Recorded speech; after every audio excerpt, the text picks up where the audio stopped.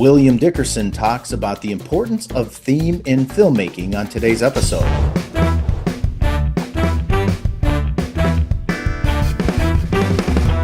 This episode is brought to you by GlideCam Stabilizers.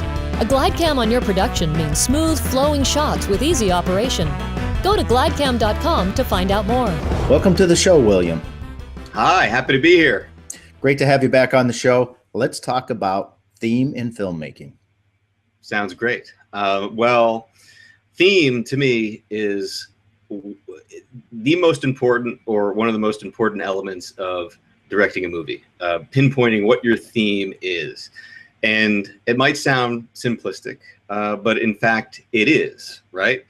And part of the class I teach on theme and what I go into in my book, Detour Hollywood, is really making a distinction between style and theme, because I think a lot of aspiring filmmakers misuse the term style. Like they say, well, I want to make a movie in this type of style, or, I like Scorsese's style or Tarantino style, so this sequence is going to feel like a Tarantino style sequence. And I think that's really undercutting your storytelling. And that's not a knock against Tarantino or Scorsese, right?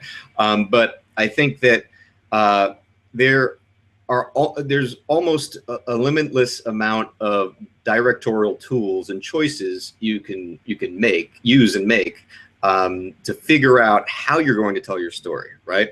But you have to figure out your theme first. You don't just jump to, well, I want a lot of dolly shots in this scene because I want it to feel dynamic. Well, is that justified by the story, right? And when you ask yourself that question, you got to really think about it. Well, okay, if I have to justify it through the story, what is the defense? And the defense to me is always the theme.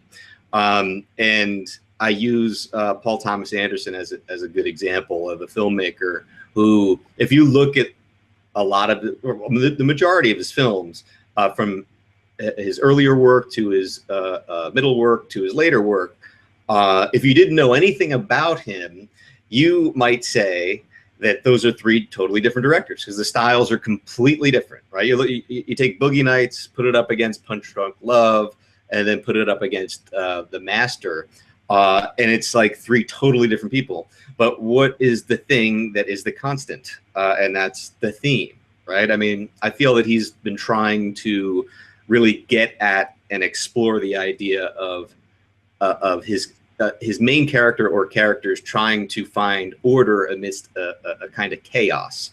And we see that in Boogie Nights very early on. And it's really present in the later scene in the film where Mark Wahlberg is at his lowest point in the movie, and he finds himself trying to do this fake drug deal and swindle these very dangerous people out of $5,000 for a baggie of baking soda that they think is cocaine.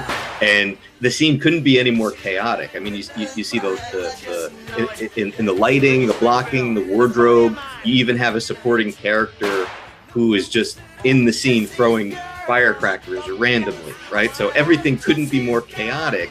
And the filmmaking is quite chaotic until the moment of decision, where Wahlberg really is at his lowest point, and he has to make a firm choice to either extricate himself from the situation or just die. So we see him in a close-up that lasts like over a minute long. I don't know if you remember the film, but there's just one static close-up of him for like a minute and a half, and all the music, it's just the music. It's just Jesse's Girl and nothing else. They're all the firecrackers have faded away, the dialogue is faded away, and really hone in on this very kind of harmonious and ordered moment that contrasts from all the rest of the chaos. So it's a great example of a director, an artist who is obsessed about one single idea, this one single theme, and explores it in a variety of different ways in his films. He doesn't seek to recreate his own style again and again, or usurp some other people's styles. He doesn't care about that. And I think that's the right way to think about it. Like, what does your story mean to you? What's the theme that ties everything together? And once you figure that out, then you pick what's the best directorial means to make the movie. But I think a lot of new filmmakers think of it backwards.